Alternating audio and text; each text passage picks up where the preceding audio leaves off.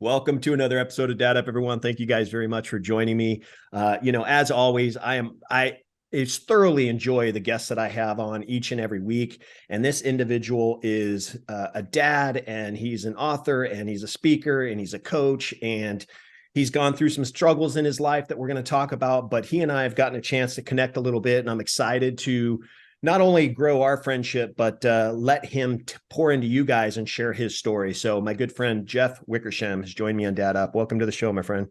Bryan, thanks for having me, man. Yeah, and I'm excited about this. I've been looking forward to it because, I've done a little bit of research, and obviously we follow each other on Instagram and all that. So we see the posts. We're kind of in the similar kind of world of supersizing dad, and trying to encourage dads and pump dads up, and do that in a various factors. I got a lot of clients that I coach, on their dad journeys. I help them not only in their dad life, but also in their personal life and their marriage. So I have clients that I help, but you are a dad and a coach and an author, like I said. For my listeners who may not know who you are, let's kind of dive into a back history of Jeff. Let's kind of dive into kind of how you grew up, and then the things you got into. And then obviously it's a dad podcast, so I want to know about your kids as well. Yeah, and I will say, growing up, I was a very shy, introverted, quiet kid, right? I was born in the 70s. I had the bowl haircut. I had some glasses, right? And sports truly gave me an avenue to break out of that shell. But I still remember senior year class of high school, I was voted biggest complainer on the male side. And people just laugh at that. Like you're laughing right now, Bryan, because it's like, are you kidding me?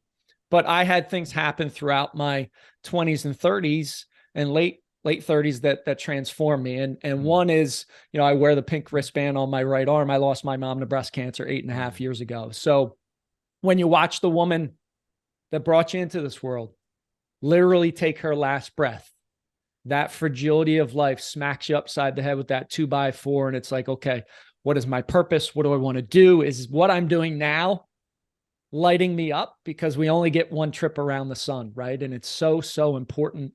It was deep searing pain, a pain I've never felt before. And it was that deep personal discovery journey that I started on at that point. And I'll never get out of it. Now it's okay. How do I get a little bit better today than I was yesterday? But totally transformed, and was the spark for me to be where I'm at now. Well, I'm sorry that your mom lost that battle. It's interesting that you bring that up because, I'm an avid runner. Okay. I like to go for a run. And right now I'm doing I'm raising money for the American Cancer Society. So I'm doing a 10-mile run, a race in October. And so I'm raising money for that because it's such an important cause. My father-in-law passed away a couple years ago from cancer. And he was a role model to me, somebody that, he was my father-in-law, but I looked at him like a dad. He and I always talked and always checked in on each other. And so I can understand that part of you that kind of disappears, you still have the memories and you still have the hurt of losing that person, but it's transformed you or helped you to transform into the person you are today. Tell me about your kids. How old are your kids, and what are they into and all that? Yeah. So Jackson is 14 in 8th grade, kind of moving on from 8th grade, and Carter is 13. He's in 7th. They're about 19 months apart. So now's the time where you get that eyebrow of like, what were you thinking? They're a year in age, but they love sports, athletics. They kind of grew up around it with me, right? I mean, when they were young at 2 and 3, I was competing in CrossFit competitions. So they saw dad throwing the weights around. So basketball and football, they're two main things. And, my job, I feel like as a dad, is to give them the strategies, tactics, tools that I didn't have growing up, and be sure that they leave nothing in the tank, right? And to encourage, guide them, and be there for them. So they're pretty darn good students, and they're tenacious, right? And that's been one of the greatest things I've seen is, I used to say things. Now it's all intrinsically coming from within for them, right? I don't need to tell them to go to the gym. I don't need to tell them to get up at 5:30 in the morning and practice their ball handling. They're doing it on their own. So just been loving watching their journey as they grow up. Oh, that's cool. Are you coaching anything that they did? Any sports they played? Did you coach anything or?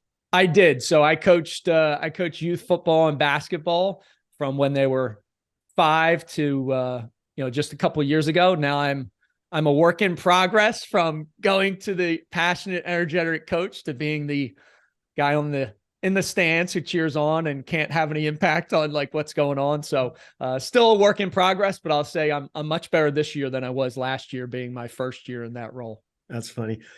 You and I run similar paths as far as our life goes because, I played sports my whole life. My parents, they worked, they were blue collar workers. They worked all the time and they couldn't come to anything that I did. I used to ride to practices with my friends' parents because I didn't have a ride.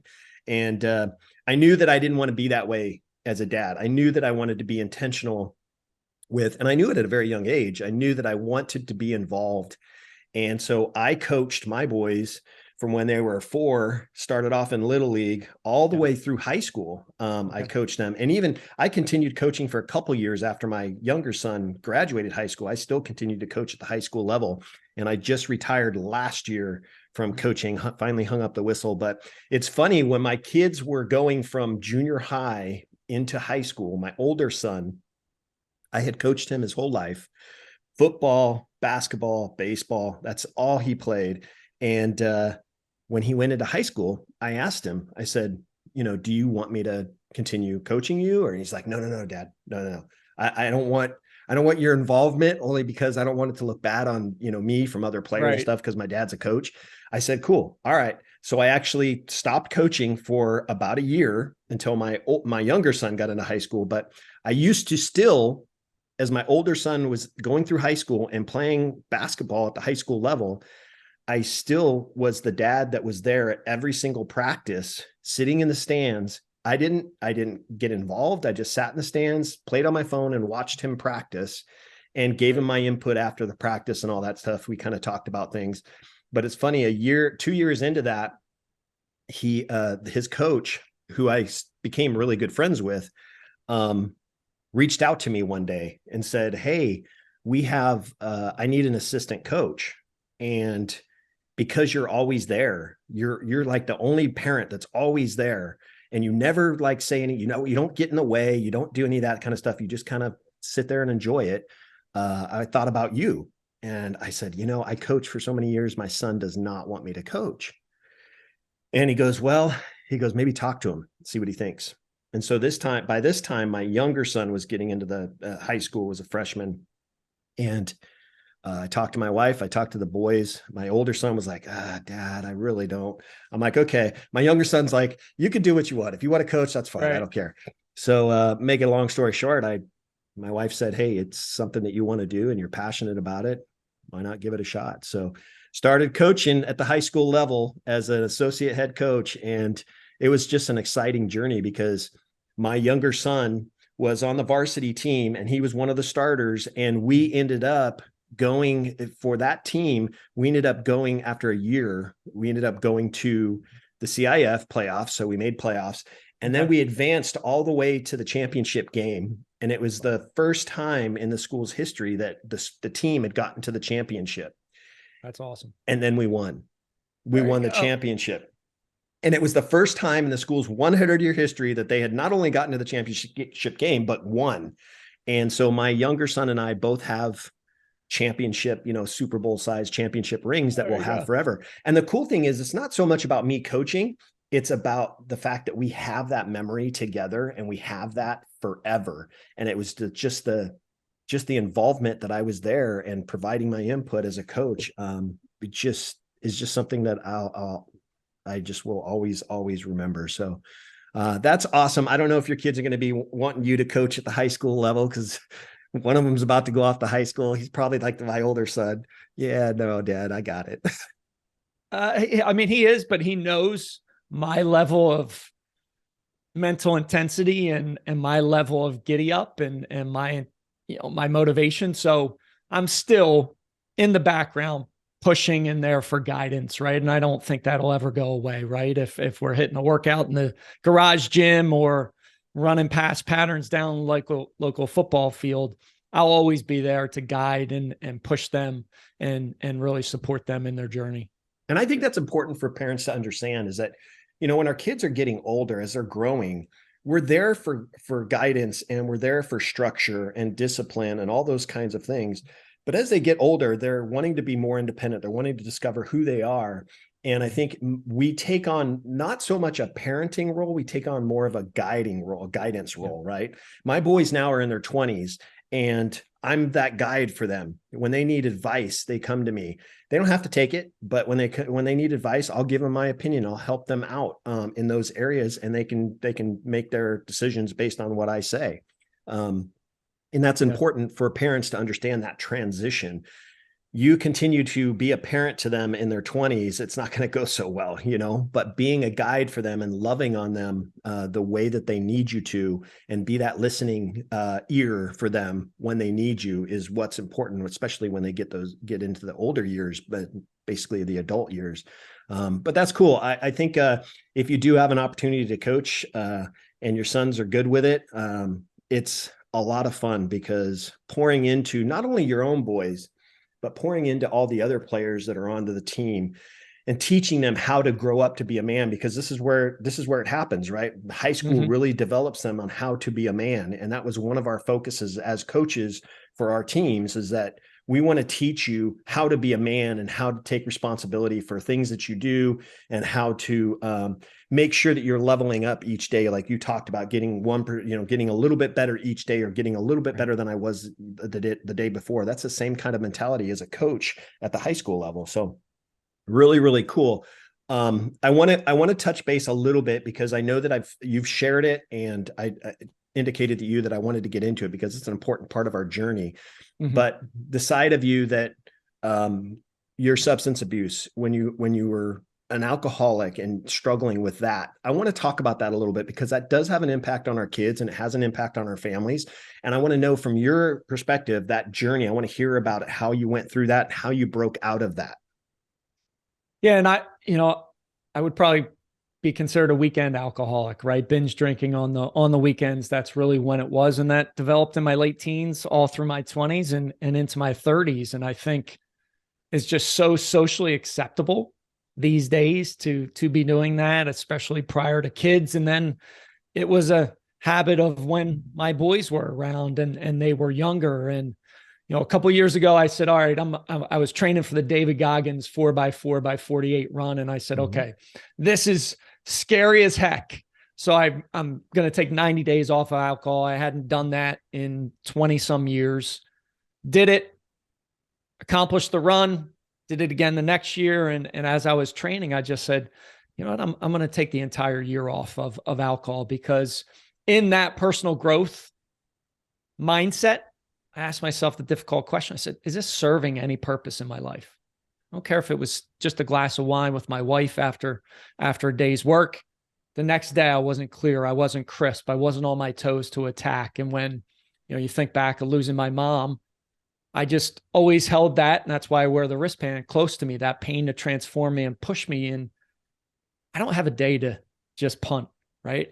My mom would give anything to have one more day with her 3 kids and 7 grandkids. So why am I drinking alcohol and then not having a great day the day after? So really went through that process. And when I told my wife, she was quite candid. She says, I like you better when you don't drink. Right. And I thought it was a perfect time as well.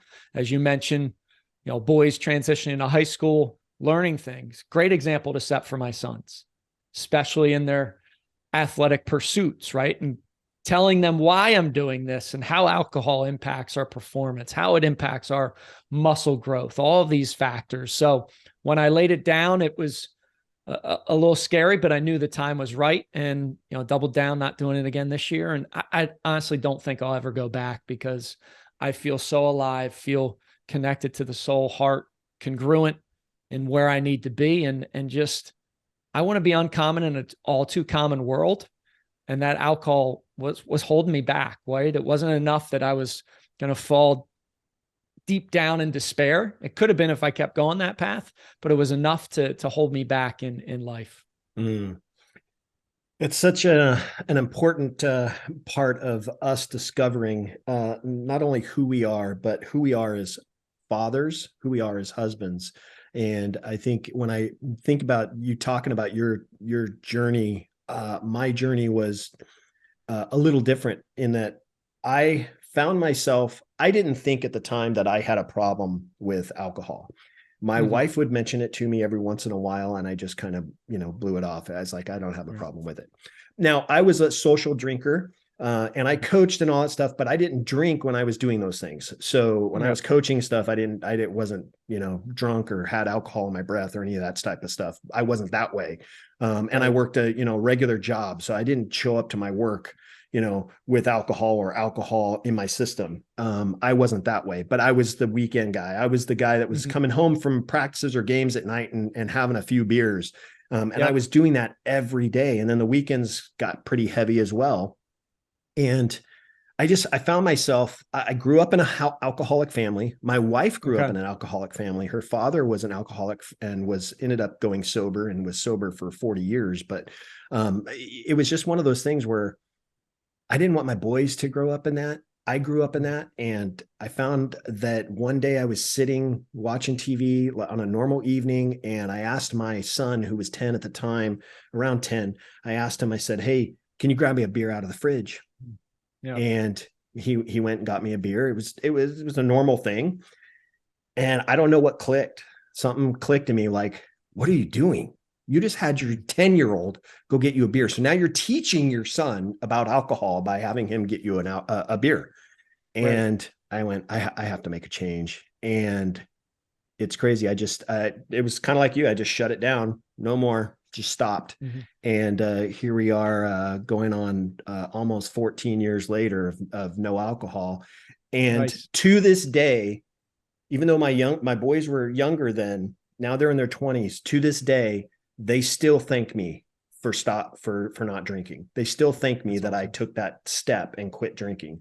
My boys like to have, they're in their 20s, right? They enjoy going out with the guys and having some beers and stuff. That doesn't bother me, but they understand, based on the struggles that I went through and based on the things that they've heard and the stories that they've heard, they understand that, yes, this is a problem in our family.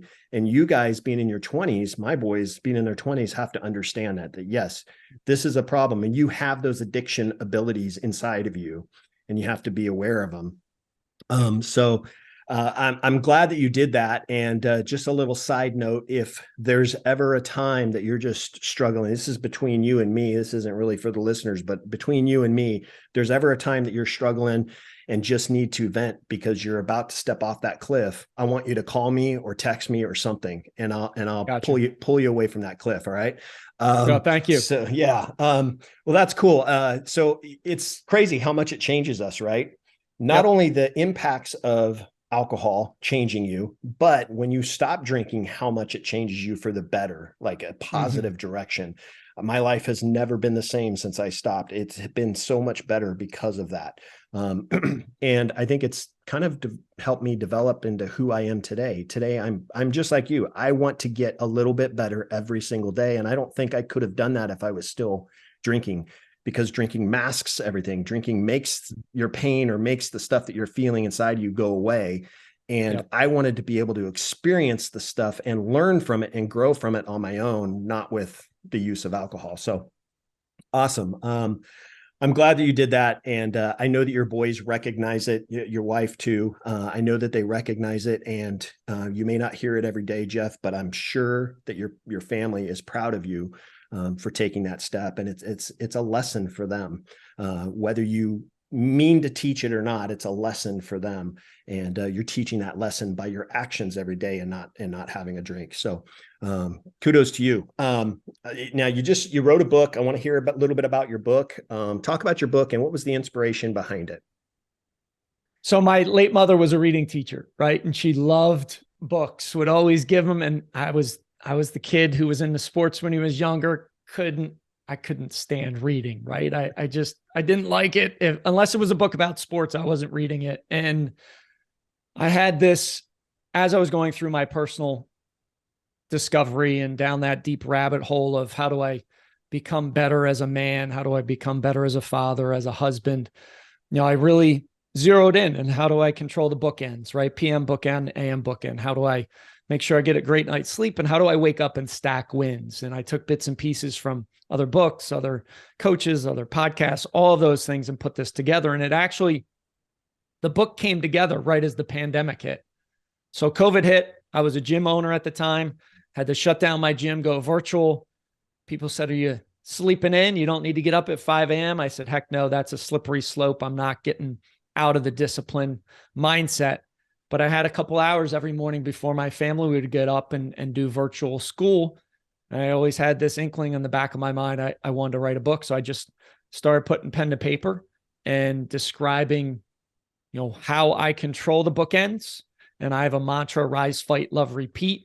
And you're rising like a phoenix reborn each day from the ashes, right? You're fighting for your physical fitness, mental fitness, nutritional, spiritual fitness. You're loving not only yourself, and that's the most important piece, love yourself, and then you can love all those that much harder. And then the secret sauce, right? That repetition. So that's what the book is called: Rise, Fight, Love, Repeat, Ignite Your Morning Fire. And it's, how do you control those bookends, and how do you do it in a way that it's consistent, you're accountable, and it provides you with so much energy. So wrote it, had a great editor in the process. And then I think it was August that year that I released it. And I know my mom was shaking her head up there in heaven saying, you son of a gun. She would have tap danced, and just celebrated so much. I definitely had a little teary eye when it was released, thinking about her looking down. Oh, that's so awesome. And what a great book to put out, especially during a time where, people are struggling with the pandemic and all that stuff, and the uncertainty of life in itself, and how to teach people how to kind of recharge and take action in the things that they want to achieve and do, and the person that they want to be. So cool. Well, when you were writing the book, and I find this with many authors, they learn stuff as they're writing. They kind of learn something new, not only about themselves, but about the experiences that they've had, that they put it on paper to share it with others, but in hopes that those other people that read the book will learn. Was there anything, as you were writing, going through this, was there anything that you learned about yourself in writing that book? One is, discipline is such a critical component of life, right? Of being able to say, I'm not sleeping in, everybody.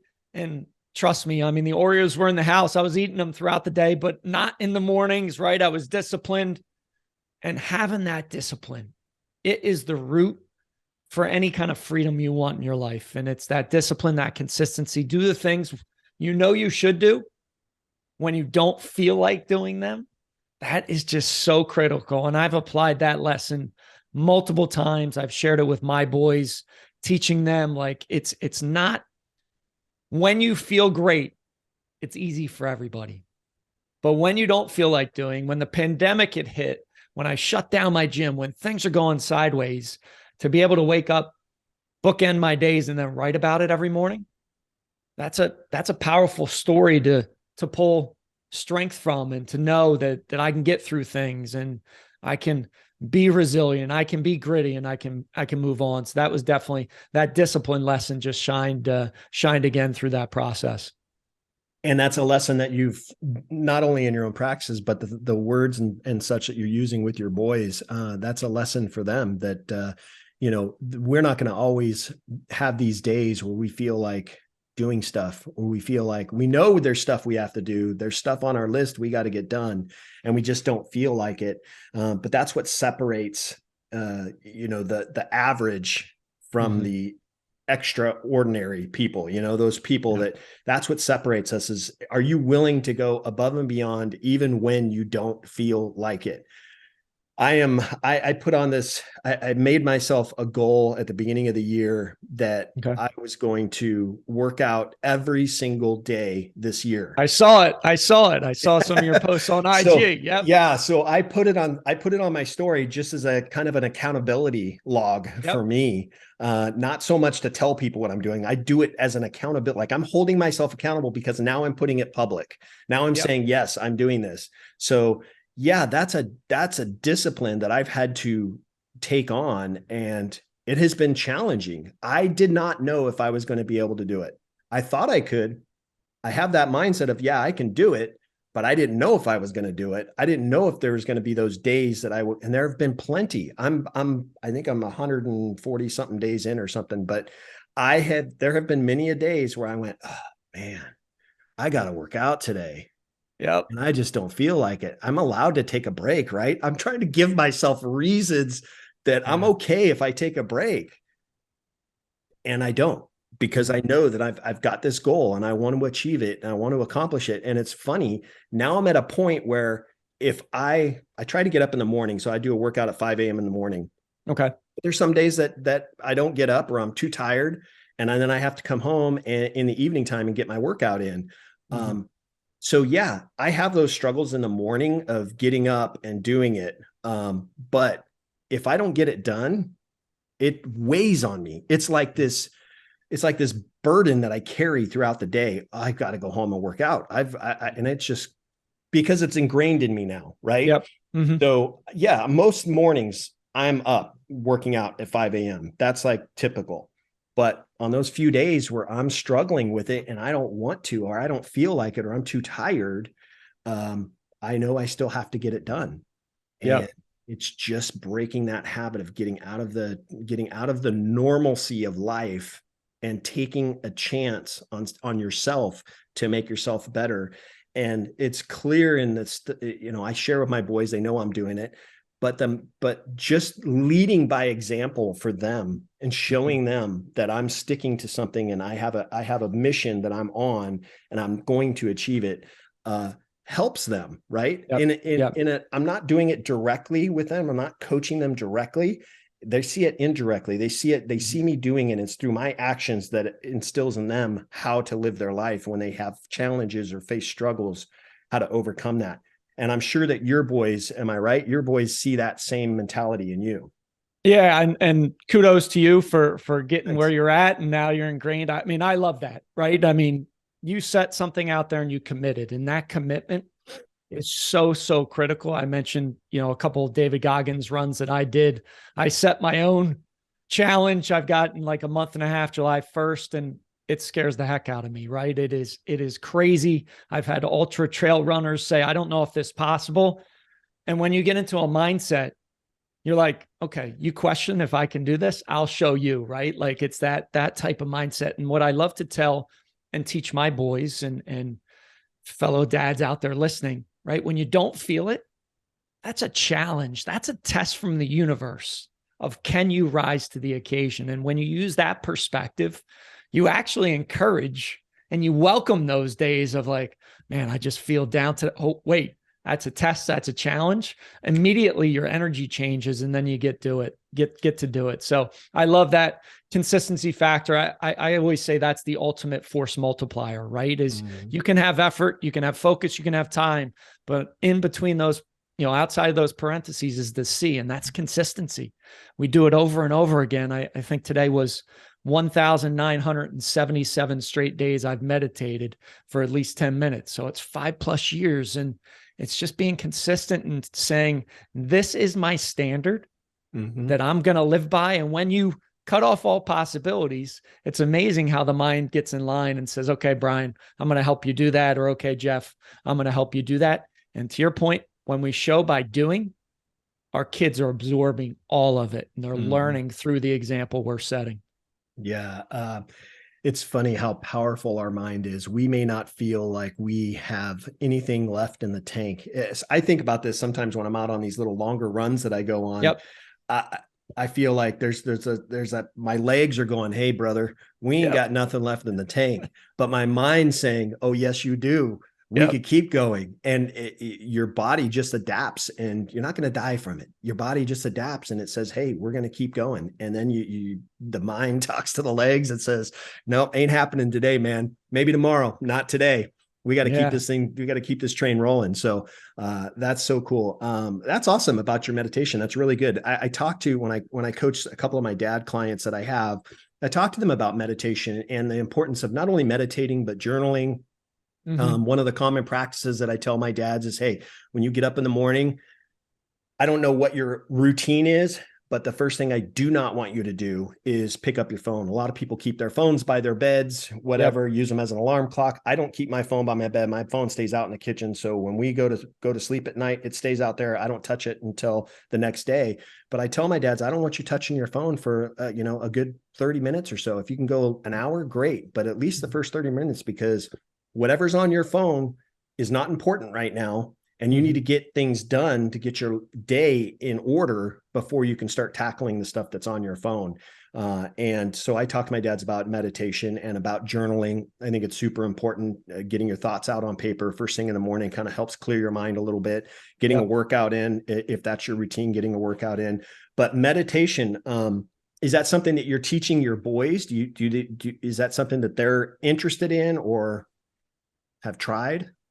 So yes, I have meditated. I've guided them through meditation now for the past 3 years prior to school. Oh, cool. And it was, my youngest son has Crohn's disease. He was diagnosed at 5 years old. So poked and prodded, all kinds of tests. And he was really struggling from kind of an anger management perspective. So when I brought up the possibility of it, I didn't say, let's meditate, because I think kids have no clue what that is. I said, could we breathe together?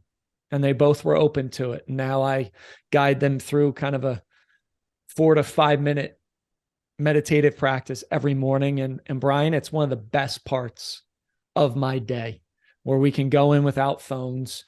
I can take them through, breathe in through the nose, out through the nose, right?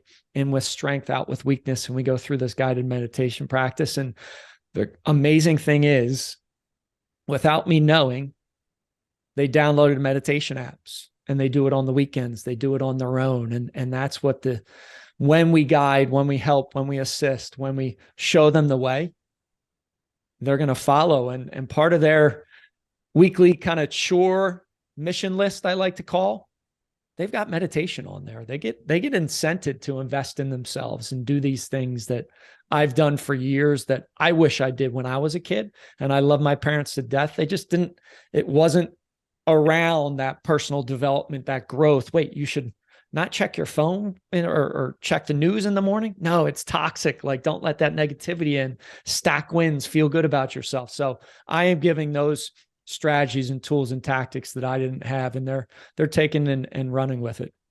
And that's going to be so beneficial for them. For any parents that are out there, I understand going to your kids and saying, hey, let's meditate. Your kids are going to be like, yeah, no, I'm not doing that.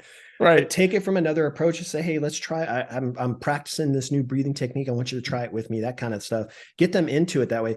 But you know what? The cool thing about that is you're teaching your sons right now they're young, they're 14, 13 years old. So they're learning these tactics now.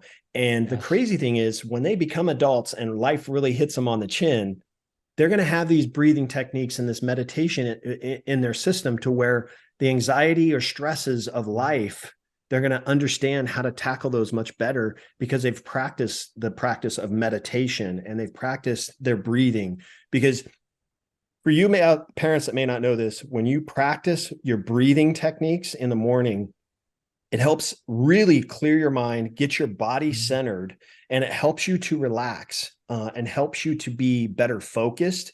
It actually gives you more energy, but it really changes your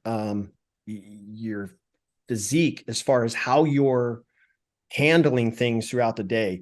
So if you're not practicing breathing, when you have a stress or an anxiety, and I'm talking to the parents right now that are watching this, but when you have stress and anxiety, especially when it comes to dealing with kids and having to get them ready in the morning and having to get them off to different sporting events and stuff, you have a lot of pressure, a lot of things on your mind, and you might be, irritable, those kinds of things. But when you practice breathing techniques, even in the heat of a stress, or even in the heat, you can do this in the middle of the day too. If you're feeling anxiety or stress about something, work on some breathing techniques to help get you recentered and refocused. And then that will allow you to handle those challenges or stresses much better. And the fact that you're doing that with your boys is really cool, because they're going to go through life. And as they get, a little bit older and into their adult lives, they're going to hit these roadblocks and have these stresses, but now they've got it ingrained in them how to get through it with meditation and breathing. So that's really cool.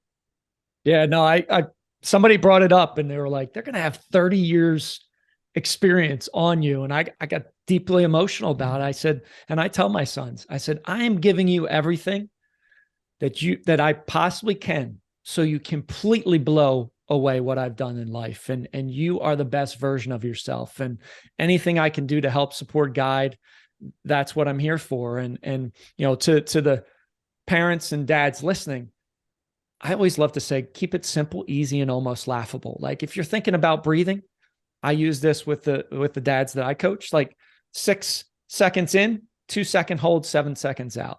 You do 4 rounds of that. That's a minute meditation, and celebrate that. But when you're counting, all of a sudden your mind can't focus on where do we got to take the kids to school, or what event do we have tomorrow?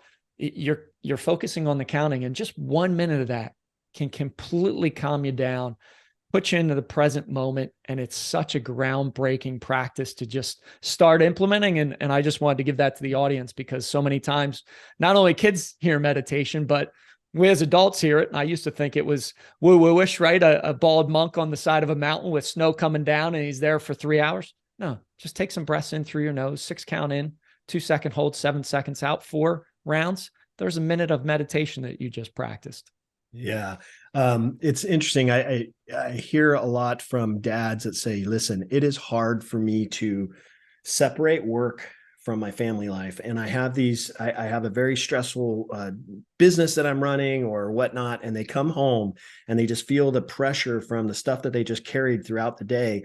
And then they walk through the door and they still have that anxiety, that stress, the pressure of the business inside the home. And I tell my dads, when you're going through these days of driving home from the office, whatever it is that you were doing in your business, and you get ready to walk through that door, you have to flip a switch. And it's hard to do that unless you have control of it. So I encourage them, when you come home, instead of walking through the door right away, sit in your car. And I actually don't tell them to meditate. I actually tell them to put on some music that you like, and just get yourself calm.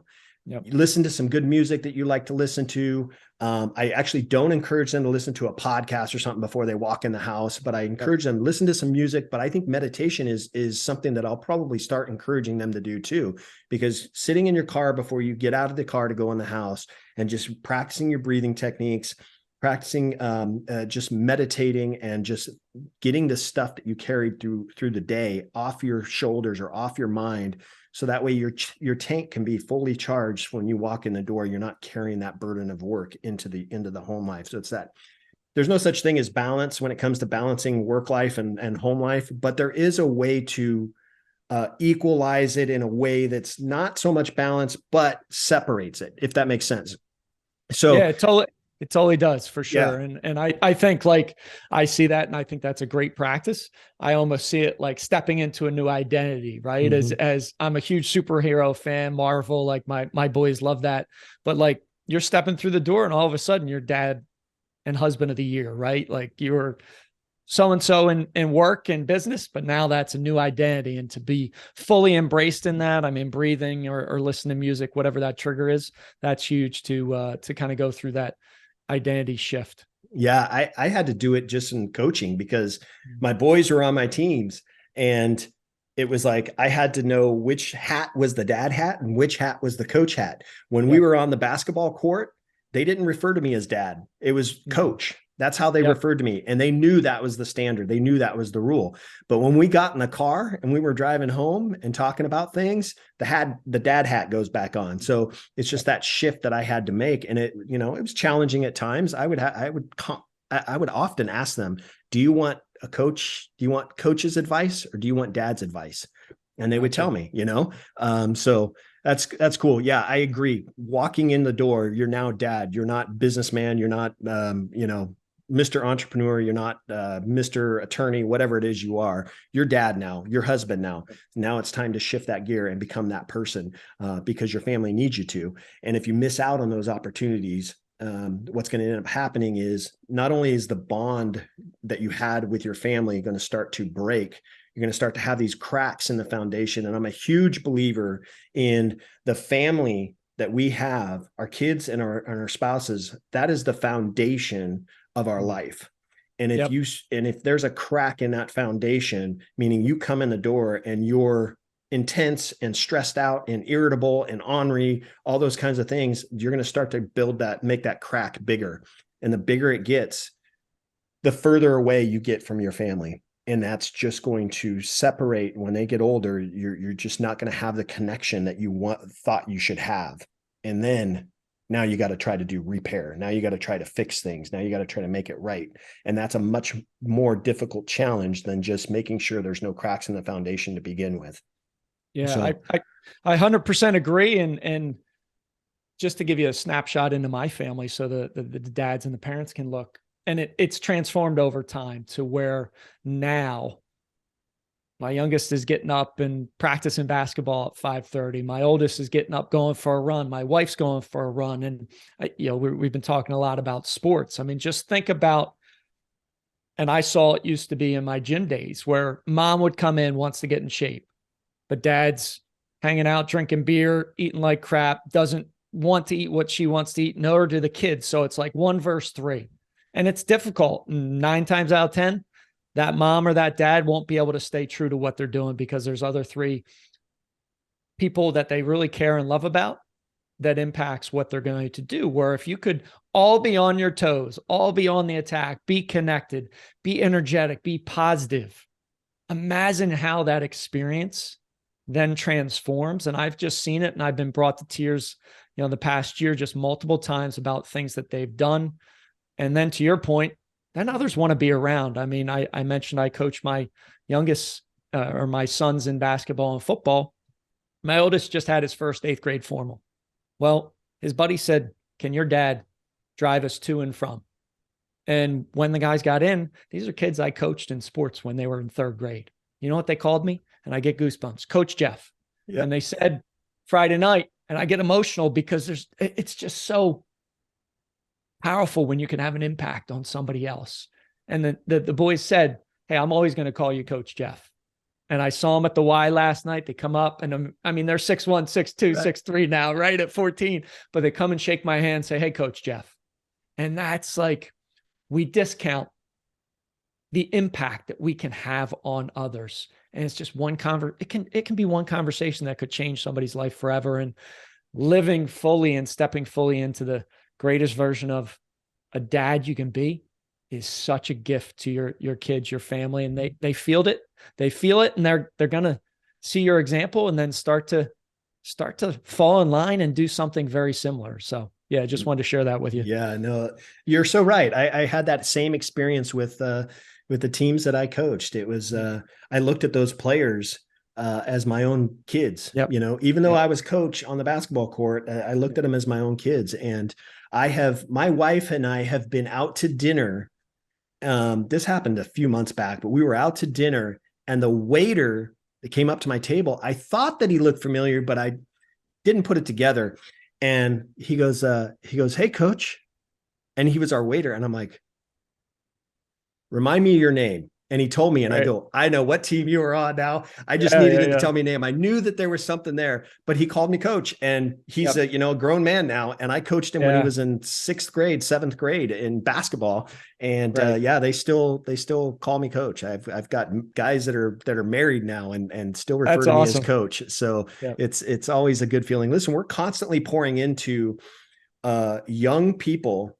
Whether we mean to or not, we're constantly pouring into young people. And especially if you're a coach, there is so much impact that you can have on the youth in a positive way that will transform them and will change their lives forever. If you're being that positive coach and you're being that support system for them, they may not have that support system at home. They may not have that same kind of connection with their own parents at home. They may be struggling internally with something, but the more that you're a positive influence on them and help them grow, they'll break through that and become such a better person for it. Yeah. There have been countless kids that I have coached, Jeff, that I knew them very well, and I had never met their parents because they just, for whatever reason, they just were never there.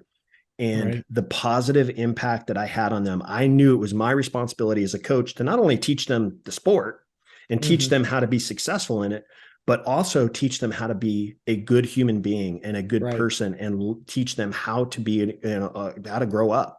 Yes. And my boys see that, Yep. they saw that. So that's awesome. What about challenges? I know that you seem like, in all the stuff you're sharing, obviously social media, we share a lot of, all the good things about life, and we're just one big happy, family, or whatever it is. You got this successful business, and everybody on social media is seeing it, but behind the scenes, they may not see what's going on. I know probably alcoholism for you is part of that journey, but what challenges right now are you facing that maybe would be an inspiration to dads or parents out there, that they could learn from? Yeah, one ongoing one that I've had since childhood was not being enough and self-doubt. And no matter how hard we work on ourselves, that voice will whisper every so often, and we will get stuck. And I will say, Bryan, that one of the things I've developed, and when I have those days when I don't do what I should necessarily, I used to beat myself over the head with a hammer over and over and over again. And it didn't help me get back on my toes and get up. And, after I got punched in the mouth, I wasn't able to get off the canvas and keep punching, where now it's okay, take a flashlight to it and figure out why that happened. Well, maybe I didn't get a good night's sleep, and that's why my mind's kind of saying I'm not good enough, or I'm not worthy, right? From that perspective. So, battling that and continuing to grow that is just a never ending journey. I don't know if I'll ever be there, and I'm okay with that. I just want to get better. So that's just been a constant struggle I had when I was in my teens and growing up, and then discovered it in my 40s, and now can talk to it a little bit better, but it still pops its head in there. And you never know what anybody else is going through, and we're all going through our own battles, right? And I love to tell that to people, like, you might see this, but I still face the same struggles that you face, or something similar, whether it's alcohol, whether it's porn, whether it's gambling, whether it's, self-doubt or self-sabotage. We all have these stories and these journeys that we go on, and these demons and dragons we fight. So it's one, just pulling the kind of the curtain back and saying, we all battle it, and amen to staying in the fight, right? Just keep fighting. You'll get through it. There's been times where I've had to face and go to a bankruptcy attorney and almost be, on the verge of losing my house, and didn't know how I'd get out of that despair, but I did. And anybody listening, you can too, and you will too. You just need to keep putting one foot in front of the other and keep moving. So, yeah. It's interesting that you bring that up, because those are, like you said, a lot of people face stuff that they carry from when they were younger. I carried similar, to you. I carried the similar thing where I feel like I'm never enough, or I'm never doing enough, or I'm never good enough. And I attribute that honestly to how I was raised. And I've talked to my parents about this. They were hard on me. They loved me, and they told me that they loved me, but they were hard on me. If I didn't have a B plus, if I got a B plus in the class, they wanted to know why it wasn't an A minus, or why it wasn't an A, instead of congratulating the B plus. And I still carry that. I'm 50 years old, and I still carry that to this day, to a point where it was recently discovered that I'm carrying it, and it's affecting other areas of my life. And my wife and I we see a marriage coach. Okay. And she's a licensed therapist, and we've seen her for years. We see her every other month, and we see her to just make sure that we're staying on our game as far as our marriage goes. Right. We don't have problems. We have a great relationship, but we just see her to just kind of help things stay in tune. It's like a tune-up, Yep. And we just had a meeting, a session last weekend, and it was discovered that I was like, man, I'm still carrying stuff from when I was a kid that's now impacting, not necessarily our marriage, but impacting my behavior and my attitude and things that happen throughout, our days, or every day. And the coach looked at me and she said, she goes, you guys are in a good place, and you guys come here and talk about your marriage, and everything's great. But I think I need to work on you. I think I need to work specifically on you, because I think there's stuff you're carrying still that we need to fix. And we can't continue to grow and massage your marriage until we figure out what's going on inside you. So now I have a session with my marriage coach just by myself to discover how can I figure out getting past that struggle that I face of not being good enough, or thinking that I'm always messing up, or thinking down about myself, thinking that I'll never rise to the occasion. Even though I think I'm great, even though I think I'm doing just fine, there's little areas that I still struggle with. And it's such a powerful thing that we never know how far memories can carry us and impact our lives until they start to impact your life. And then you have to think about, what did happen in my past that is still impacting me today, and how do I fix it? And teaching our kids those lessons is so important. Teaching them how to, these struggles may have happened to you when you were 10, but that doesn't mean they still have to happen to you when you're 18. You can manage through it. And how do you get through those things? So I just went on a little side tangent there a little bit, but just as part of my journey, that's part of my story. And that's something that I'm not ashamed of. It's something that I have to work on for me. But I know, in order for me, my goal every single day is just get 1% better. If I can get 1% better than I was yesterday, imagine where I'll be a year from now, right? Yep. That's kind of my mindset every day when I wake up. But if I'm having these constant reminders of who I thought I was when I was a teenager, and how I was, brought down or beaten down as a teenager, if I still carry that as a 50-year-old man, I'm never going to get to a point where I'm getting 1% better. It's always going to be a struggle. So I've got to figure that out. So that's just part of my journey. It's something that I struggle with. And I think a lot of parents do struggle with it. And you have to figure out what is impacting you from your past that could be impacting you now. And maybe you don't see it up front. Maybe you're just like, I don't think anything. Well, there might be something. And maybe it is a therapist that you need to go talk to. I'm an advocate. I'm a big believer in talking to, getting counseling, or getting a therapy session, or, speaking to a coach, a mindset coach, things like that. Like those things are so beneficial for us. So, sorry, I just went on a little bit of a tangent there, but it's all good. I appreciate you being vulnerable. I mean, here we are, both coaches, we help others, but we still battle those demons and those dragons. And that's so important. Right. And nobody is escaping that path of having demons, having dragons, having struggles, having challenges that they're going to battle through. And I think that's so important to bring up and continue to shed light to, because a lot of times, and especially men and dads, they think I'm the only one that has these thoughts, and it's not the truth. And seek out somebody. You could probably throw a baseball where you're at right now and hit a couple houses that have dads that are feeling the same way. So it's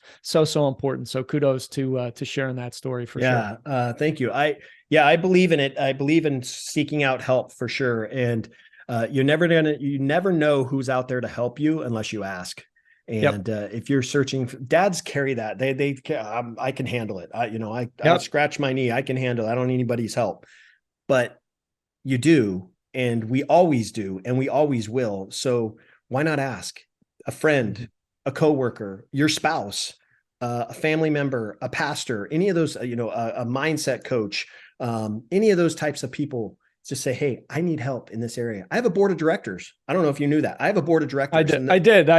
You had mentioned it in a live or something, or a video that I was watching. Yeah. So I have a board of directors that help me in all these areas as well. And I do that so that way I stay in check with who I am and learn how to get better every single day. So I have a personal board of directors that I'm meeting with them next week. We meet every other month, and we go through, how am I getting better, and where am I failing, and where do I need to break out of to get to that next level. Gotcha. Anyways, cool. Well, we went a little long, but I appreciate it. Jeff, for my listeners and viewers who may not know where to find you, all that kind of stuff, where's the best place for them to do that and get your book as well? Yeah, so they can find me on all social channels. I'm out there, Jeff Wickersham, IG, do a lot of stuff on LinkedIn, got a YouTube channel. They can grab the book out on Amazon, Rise, Fight, Love, Repeat, Ignite Your Morning Fire, as well as a couple websites, themorningfire.com or thewarriordad.com are a couple of the websites where they can find me.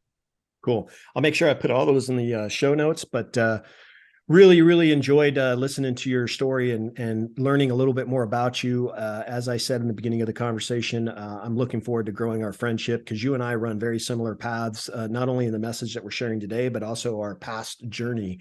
And you and I have more in common than I actually realized. So I'm looking forward to growing this friendship, brother. And I appreciate you being on the show. Bryan, thanks for having me, man. Awesome, guys. Well, this has been another episode of Dad Up. Just want to thank you guys very much for tuning in, for listening, wherever you are.